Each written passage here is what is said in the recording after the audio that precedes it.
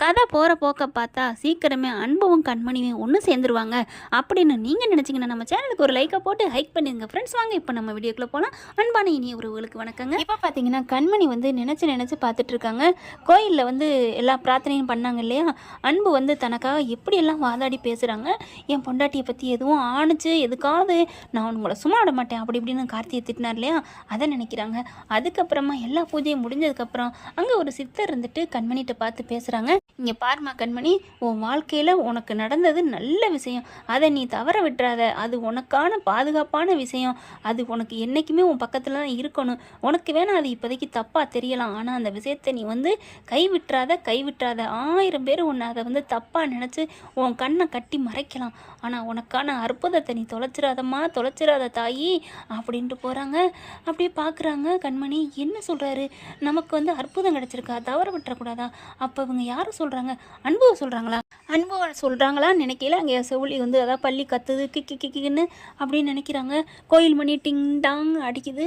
அப்போ அன்பு நம்ம மேலே உயிராக இருக்காரா, நமக்கான பொக்கிஷம்மா, நம்ம தான் தப்பாக நினச்சிட்டோம்மா, ஒன்றும் புரியலையே. அப்படியே கடவுளை வேண்டுறாங்க, நீ தான் எனக்கு ஒரு வழி சொல்லணும் அப்படின்ட்டு. ஆனால் மனசுக்குள்ளே சரின்னு நினைக்கிறாங்க. ஆனாலும் அன்புவை பார்த்தோன்னா கோவிக்கிறாங்க. நல்லபடியாக கோயிலெலாம் முடிச்சுட்டு வீட்டுக்கு வந்துடுறாங்களா. வீட்டுக்கு வந்ததுக்கப்புறம் பார்த்திங்கன்னா பாட்டிங்களோட திருவிளையாடல். அன்பும் கண்மணி ஒன்றா படுக்க வைக்கிறாங்க. அங்கே பார்த்திங்கன்னா பயங்கர கூத்து நடக்குது. நடுவில் தலகாணியை போடுறாங்க.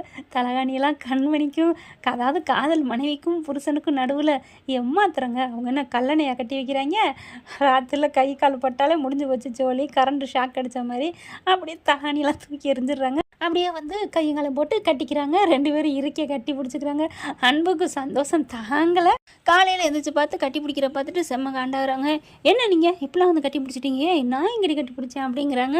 அதுக்கப்புறம் தாந்தே இந்ததுக்கு காரணம் அப்படின்ட்டு ஒன்றுமே சொல்லாமல் ஒரு மாதிரியாக ஷையாகி வெளியில் வராங்க. வெண்ணிலா பார்த்துட்டு செம்ம காண்டாகிறாங்க. பின்னாடியே அப்படியே போயிட்டு கண்மணி நில்லு அப்படின்னு சொல்லிட்டு கோமா போகிறாங்க.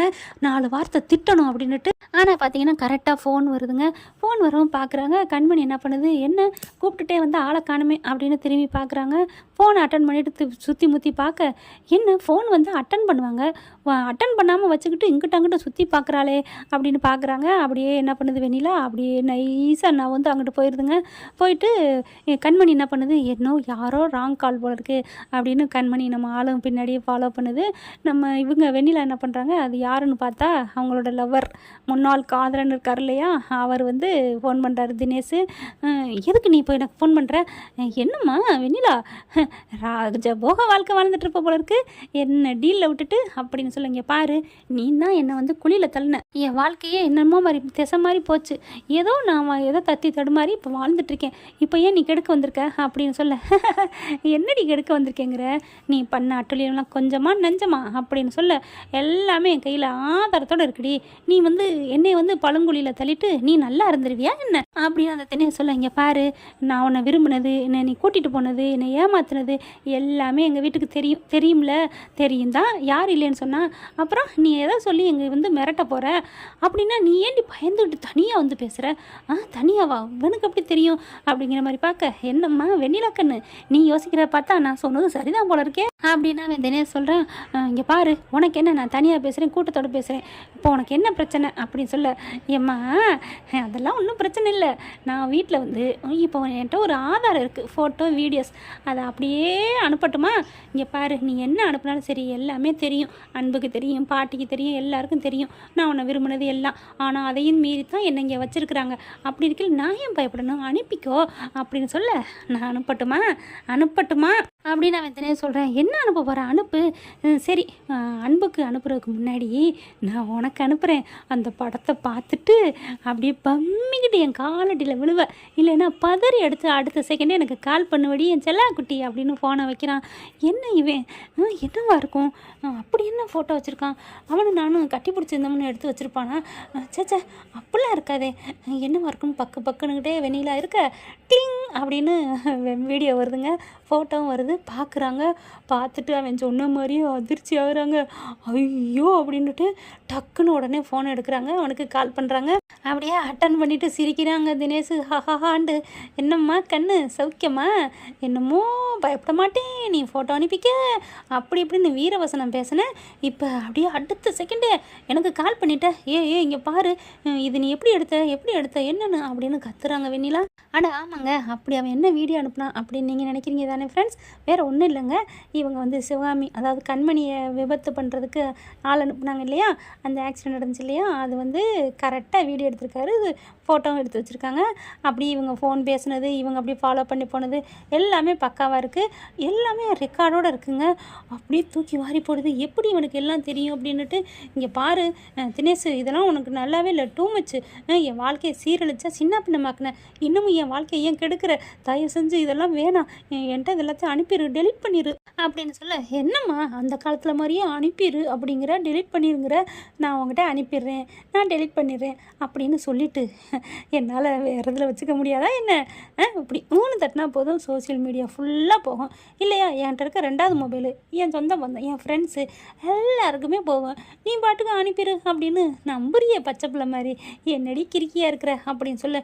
சரி சரி சரி விடு, நான் ஏதோ தெரியாமல் அவசரத்தில் சொல்லிட்டேன், இப்போ நீ காரியம் இல்லாமல் எனக்கு கால் பண்ண மாட்டேன், என்ன வேணும் உனக்கு அப்படின்னு சொல்ல. அப்படி வாடி என் பச்சை கிளி, என் தக்காளி பழமே, இங்கே பாரு நீ ரொம்ப பேசுகிற, உனக்கு என்ன வேணும் அதை மட்டும் சொல்லு அப்படின்னு பைரவி சொல்ல. எனக்கு என்ன வேணும் அப்படிங்கல. இங்கே பாரு, நீ தப்பாலாம் பேசக்கூடாது, உன்னையெல்லாம் ஏன் வேண்டி கேட்க போறாச்சி, நீ ஒரு அழுகுன, நான் ஒன்றும் சொல்ல மாட்டேன், நீ ஒரு வேஸ்டடி, உன்னையெல்லாம் யார் கேட்பா, எனக்கு வாழ்கிறதுக்கு, மனுஷன் வாழ்கிறதுக்கு முக்கியமானது என்ன, மணி, துட்டு, காசு, பணம், அதுதான் வேணும் அப்படின்னு சொல்ல.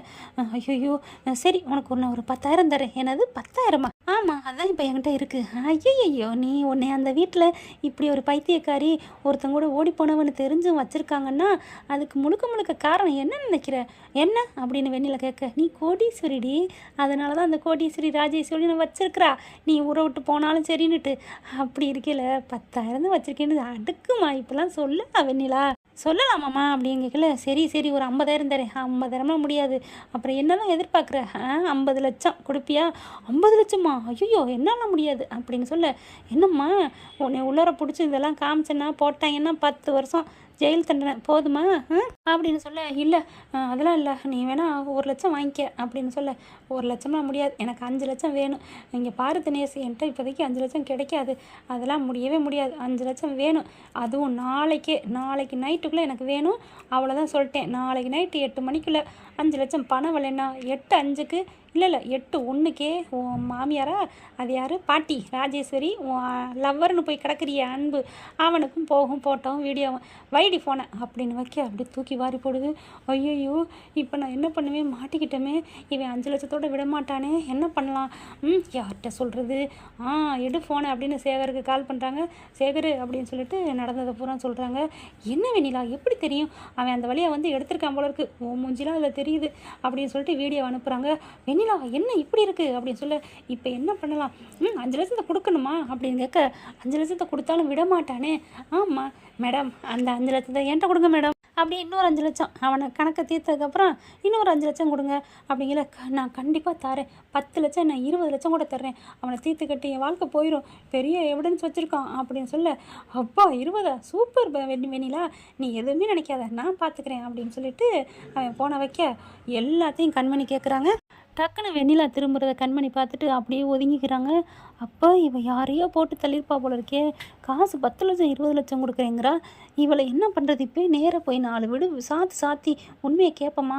இல்லை, அவள் உண்மையை சொல்ல மாட்டா, கண்டிப்பாக அவள் என்ன பண்ணுறா, நாளைக்கு 8 மணிக்கு தாரேன்னு சொல்லியிருக்கா, அப்படின்னா இவள் எங்கே போகிறா, என்ன பண்ணுறான்னு நம்ம இவளை ஃபாலோ பண்ணணும் அப்படின்ட்டு கண்மணி முடிவெடுக்கிறாங்க. இந்தம்மா என்ன பண்ணுது, 20 லட்சம் சேகர் கொடுக்கணும் இல்லையா, அதனால் வெண்ணிலா காசு ரெடி பண்ணிகிட்ருக்காங்க. கண்மணி சும்மா விடாமல் பின்னாடியே ஃபாலோ பண்ணுறாங்க. சீக்கிரமே இந்த சேகர்கிட்ட பணம் கொடுக்குற விஷயத்தை கண்மணி பார்த்து மாட்டுப்பட்டு மூஞ்சியில் கறி பூசி விட்டு வெளியில் போனால் பார்க்கவே நல்லாயிருக்கும் அப்படின்னு நீங்கள் நினச்சிங்கன்னா நம்ம சேனலுக்கு ஒரு லைக் போட்டுங்க, ஹைக் பண்ணிடுங்க ஃப்ரெண்ட்ஸ், உங்கள் பொண்ணான கையால். தேங்க்யூ. இந்த வீடியோ உங்களுக்கு பிடிச்சிருந்தா தயவு செய்து லைக் பண்ணுங்க. இன்னும் அப்டேட்ஸ்க்காக சேனலை சப்ஸ்கிரைப் பண்ண மறக்காதீங்க. நம்ம கிட்ட இருக்க எல்லா சேனல்ஸோட லேட்டஸ்ட் வீடியோ அப்டேட்ஸ்க்காக மேல ரைட் சைட்ல காட்டுற லிங்கை கிளிக் பண்ணி வாட்ஸ்அப் குரூப்ல ஜாயின் பண்ணுங்க. உங்களிடம் விடைபெறுவது நான் உங்கள் மெஹர்.